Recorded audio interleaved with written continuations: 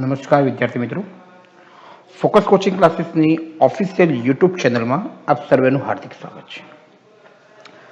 તો અત્યાર સુધી આપણે આ ચેપ્ટરમાં એટલે કે ધોરણ 10 વિષય વિજ્ઞાન ચેપ્ટર નંબર 12 વિદ્યુતની અંદર વિદ્યુત ભારો, વિદ્યુત પ્રવાહ, વિદ્યુત સ્થિતિમાનનો તફાવત, અવરોધ અને અવરોધકતા વિશેની માહિતી મેળવી.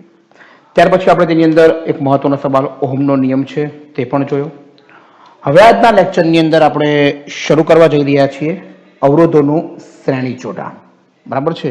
અવરોધોને કઈ રીતે દર્શાવવામાં આવે છે તો ઓલરેડી આપણે આગળ જોઈ ચૂક્યા છીએ. તો હવે આપણે શરૂ કરવા જઈ રહ્યા છીએ અવરોધોનું શ્રેણી જોડાણ.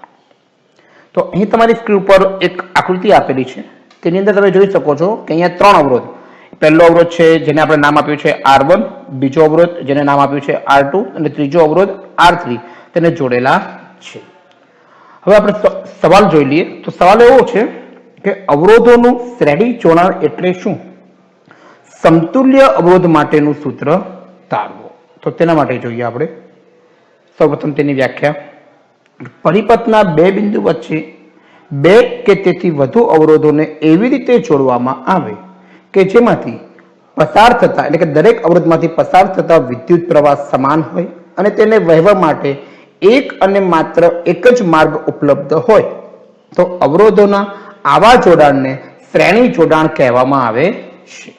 અહીં તમે જોઈ શકો છો વિદ્યાર્થી મિત્રો, અહીંયા બેટરી છે, ત્યાર પછી અહીંયાથી અવરોધ R1, અવરોધ R2 અને અવરોધ R3. તો અહીંયાથી જે વિદ્યુત પ્રવાહ પસાર થાય છે તો દરેક અવરોધમાંથી પસાર થતો વિદ્યુત પ્રવાહ તમે જોઈ શકો છો કે અહીંયા પણ આવી છે, અહીંયા પણ આવી છે અને અહીંયા પણ આવી છે. એટલે કે દરેક અવરોધમાંથી પસાર થતો વિદ્યુત પ્રવાહ સમાન છે, તેમજ એને પસાર થવા માટે માત્ર ને માત્ર એક અને એક જ માર્ગ ઉપલબ્ધ છે. તો આ પ્રકારનું જે જોડાણ જે છે તેને શું કહેવામાં આવે છે? અવરોધોનું શ્રેણી જોડાણ કહેવામાં આવે છે. શું કહેવામાં આવે છે? અવરોધોનું શ્રેણી જોડાણ. કે પરિપથના બે બિંદુઓ વચ્ચે તો આપણે બે બિંદુ અહીંયા લેવાના છે A અને B. બે કે તેથી વધુ અવરોધો એટલે તમે 2 પણ જોડી શકો છો, 3 પણ જોડી શકો છો, 5 પણ જોડી શકો છો. બરાબર છે. એવી રીતે જોડવામાં આવે કે દરેક અવરોધમાંથી પસાર થતો વિદ્યુત પ્રવાહ સમાન હોય, પરંતુ તેમાં પસાર થવા માટેનો એક અને માત્ર એક જ માર્ગ ઉપલબ્ધ હોય તો અવરોધોના આ પ્રકારના જોડાણને શું કહેવામાં આવે છે? શ્રેણી જોડાણ કહેવામાં આવે છે. આકૃતિમાં દર્શાવ્યા પ્રમાણે 3 અવરોધો R1, R2 અને R3 ને શ્રેણીમાં જોડેલા છે. કઈ રીતે જોડેલા છે? શ્રેણીમાં. તમે જોઈ શકો છો કે દરેક અવરોધમાંથી વહેતો વિદ્યુત પ્રવાહ સમાન છે, પણ પરિપથનો કુલ વોલ્ટેજ એ અવરોધના મૂલ્ય પ્રમાણે અવરોધના બે છેડા વચ્ચે વહેંચાય છે. દરેકમાંથી પસાર થતો વિદ્યુત પ્રવાહ, અહીંયા પણ અવરોધ R1 માંથી પસાર થતો વિદ્યુત પ્રવાહ I છે, R2 માંથી પણ I પસાર થાય છે અને R3 માંથી પણ I જ પસાર થાય છે. જ્યારે અહીંયા તમે જોઈ શકો છો કે R1 ના બે છેડા વચ્ચે વોલ્ટેજ છે V1, R2 ના બે છેડા વચ્ચે છે વોલ્ટેજ છે V2 અને R3 ના બે છેડા વચ્ચે છે વોલ્ટેજ V3 છે. બરાબર, વોલ્ટેજ જે છે તે દરેકે દરેક અવરોધની અંદર વહેંચાય છે, પરંતુ વિદ્યુત પ્રવાહ કેવો છે? સમાન છે. તેથી કુલ વોલ્ટેજ V આપણે લખી શકીએ કે V V1 V2 V3.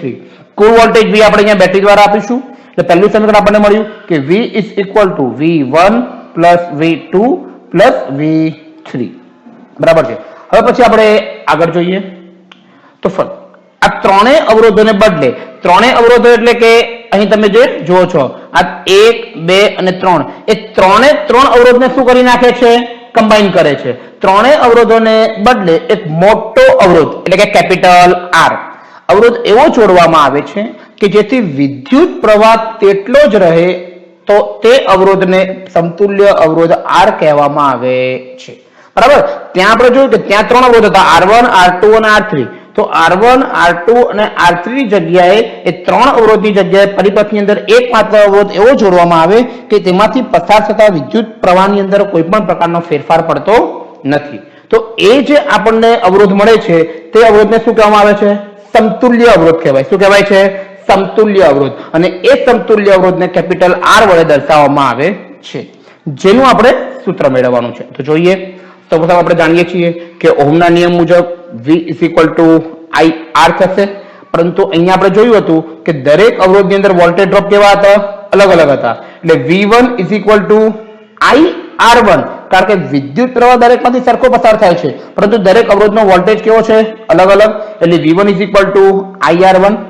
તે જ પ્રમાણે V2 is equal to IR2 અને તે જ પ્રમાણે V3 is equal to IR3 આપણને મળે છે.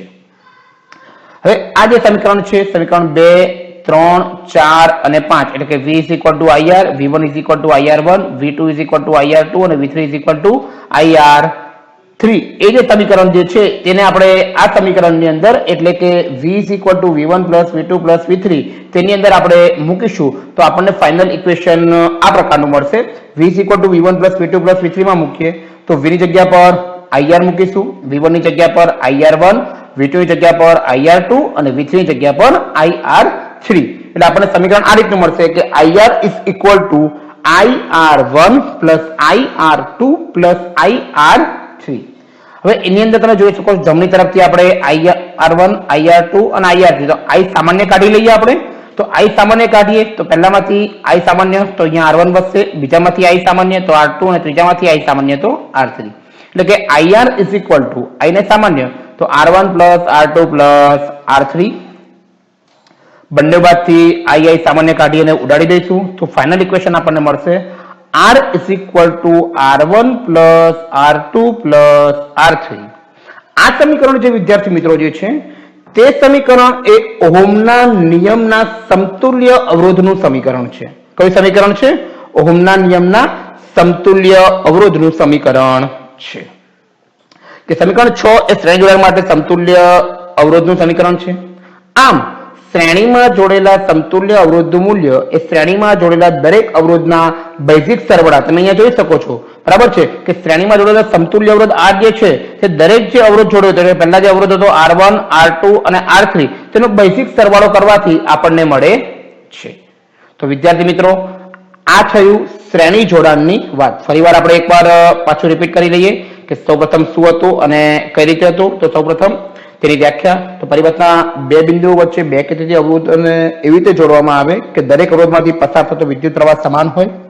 તેને વહેવા માટે ફક્ત એક અને એક જ માર્ગ ઉપલબ્ધ હોય તેવા જોડાણને કહેવામાં આવે છે શ્રેણી જોડાણ.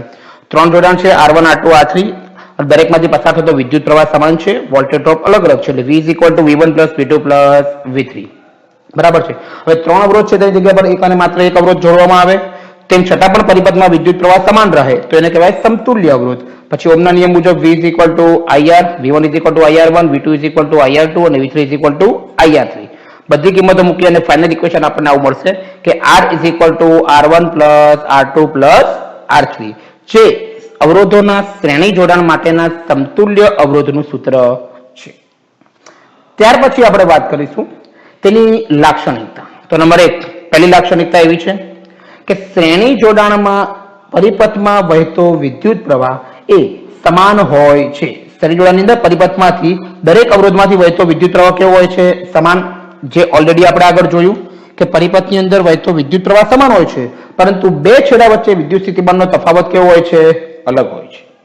નંબર 2 પરિપથનો કુલ વોલ્ટેજ દરેક અવરોધના વોલ્ટેજના સરવાળા જેટલો હોય છે. તે પણ આપણે જોયું કે સમીકરણ 1 આપણે જોયું હતું તે કે પરિપથનો કુલ વોલ્ટેજ એ દરેક અવરોધના વોલ્ટેજના સરવાળા જેટલો હોય છે.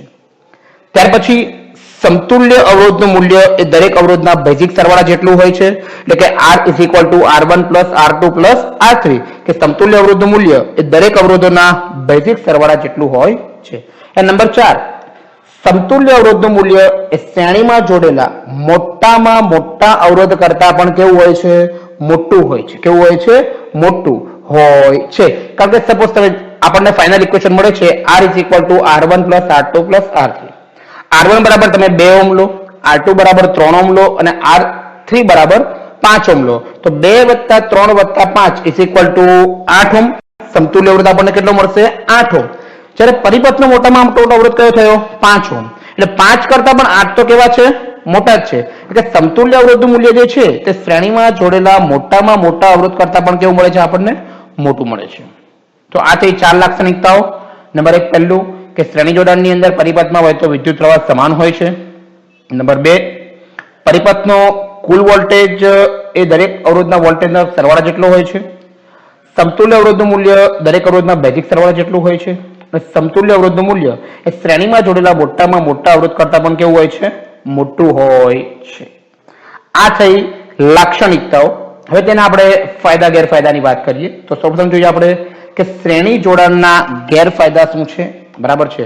તો નંબર 1, શ્રેણી જોડાણની અંદર કુલ વોલ્ટેજ દરેક ઉપકરણોમાં વહેંચાઈ જાય છે અને તેને કારણે શું નુકસાન થાય છે જોઈએ આપણે. દાખલા તરીકે કે 240 વોલ્ટ પર કાર્ય કરતા 3 બલ્બોને 240 વોલ્ટ સાથે જોડવામાં આવે તો દરેક બલ્બને સિમ્પલ છે કે 240 વોલ્ટનો એક બલ્બ છે, એવા 3 બલ્બને આપણે શ્રેણીમાં જોડીએ છીએ અને 240 વોલ્ટ સાથે તમે જોડશો તો એ 240 વોલ્ટ દરેક બલ્બને નથી મળવાના, પરંતુ એ 3 બલ્બની અંદર શું થઈ જશે? વેચાઈ જશે. એટલે 240 ભાગ્યા 3 કરો તો પ્રત્યેક બલ્બને 80 વોલ્ટ મળશે. આથી એ બલ્બ એ પોતાની પૂર્ણ ક્ષમતાથી પ્રકાશિત થઈ શકતો નથી. એટલે કે કેવો થઈ જાય છે? તે ઝાંખો દેખાય છે. કેવો દેખાય છે? ઝાંખો. નંબર 2 કે શ્રેણી જોડાણમાં જોડેલા ઉપકરણમાંથી કોઈ પણ એક ઉપકરણ બગડી જાય કે પરિપથમાં ભંગાણ પડે તો પ્રવાહ વહેતો નથી. આથી બાકીના ઉપકરણો પણ કામ કરતા બંધ થઈ જાય છે, જે તમે અહીં આકૃતિમાં જોઈ શકો છો. કે તમે જો કે આ રીતે જો એક શ્રેણીમાં જોડાયા હોય, દાખલા તરીકે આ વચ્ચેનો જે અહીંયા આપણે એક બલ્બ, એક અહીંયા 2 અને એક 3, તો જો આ વચ્ચેનો બલ્બ અહીંયાથી ઉડી જશે તો સિમ્પલ છે કે અહીંયાથી આગળ વિદ્યુત પ્રવાહ પસાર થવાનો નથી. વિદ્યુત પ્રવાહ પસાર થશે નહીં એટલે પરિપથમાં ભંગાણ સર્જાશે. પરિપથની અંદર ભંગાણ સર્જાશે એટલે જેને કારણે 3 માંથી એક પણ બલ્બ શરૂ થઈ શકતા નથી. બરાબર છે. તો એથી આપણે તેની ગેરફાયદા જે છે તેની અંદર આપણે એવું કહી શકીએ છીએ કે શ્રેણી જોડાણની અંદર જોડાયેલા ઉપકરણમાંથી કોઈ પણ એક ઉપકરણ બગડી જાય તો પરિપથમાં ભંગાણ પડે છે અને પ્રવાહ વહેતો નથી. આથી બાકીના ઉપકરણો પણ કામ કરતા શું થઈ જાય છે? બંધ. શ્રેણી જોડાણમાં દરેક ઉપકરણમાંથી વહેતો પ્રવાહ સમાન હોય છે. કેવો હોય છે? સમાન. જેથી વિદ્યુત બલ્બ અને વિદ્યુત હીટરને શ્રેણીમાં જોડવા અવ્યવહારુ છે, કારણ કે બંને સારી રીતે કામ કરે તેના માટે તેમને જુદા જુદા મૂલ્યોના વિદ્યુત પ્રવાહોની જરૂરી છે. કારણ કે એક જ ઉપકરણની અંદર એક જ જે પ્રકારનો જે વિદ્યુત પ્રવાહ જે છે તે બંનેમાંથી પસાર કરવામાં આવે તો શક્ય નથી, કારણ કે બલ્બનું જે છે તે વોલ્ટેજ અલગ હોય છે, જ્યારે હીટરના વોલ્ટેજ પણ કેવા હોય છે? અલગ હોય છે. શ્રેણી જોડાણની અંદર માત્ર એક જ કળ હોવાથી દરેક ઉપકરણને સ્વતંત્ર રીતે ચાલુ કે બંધ ન કરી શકાય. એ પણ તેનો એક ગેરફાયદો છે. તો આ ટોટલ વિદ્યાર્થી મિત્રો આપણે જોયા 4 ગેરફાયદા. નંબર 1 પહેલું કે કુલ વોલ્ટેજ જે છે દરેક ઉપકરણમાં વહેંચાઈ જાય છે એટલે દરેક ઉપકરણને પોતાની પૂર્ણ ક્ષમતા પ્રમાણે પ્રકાશિત થઈ શકતા નથી. નંબર 2 શ્રેણી જોડાણમાં રહેલા ઉપકરણમાંથી કોઈ પણ એક ઉપકરણ બગડી જાય કે પરિપથમાં ભંગાણ પડે તો આગળ પ્રવાહ વહેતો નથી એટલે બાકીના ઉપકરણ પણ શું થઈ જાય છે? બંધ. નંબર 3 શ્રેણી જોડાણની અંદર દરેક ઉપકરણમાંથી વહેતો પ્રવાહ સમાન હોય છે. આથી વિદ્યુત બલ્બ અને હીટરને શ્રેણીમાં જોડવા માટે અવ્યવહારુ છે, કારણ કે બંને સારી રીતે કામ કરે એટલા માટે તેમને જુદા જુદા વોલ્ટેજ મળવા જરૂરી છે. શ્રેણી જોડાણની અંદર એક જ કળ હોવાથી દરેક ઉપકરણને સ્વતંત્ર રીતે ચાલુ કે બંધ કરી શકાતા નથી. તો વિદ્યાર્થી મિત્રો આપણે વાત કરી અવરોધોના શ્રેણી જોડાણ વિશેની. તો આ લેક્ચર બરાબર સમજવા માટે 2 થી 3 વાર તેને જોવો, બરાબર સમજો, તેની નોટ્સ બનાવો અને તેને યાદ રાખવાનો પ્રયત્ન કરો. હવે પછીના લેક્ચરની અંદર આપણે વાત કરીશું અવરોધોનું સમાંતર જોડાણ. Thank you very much.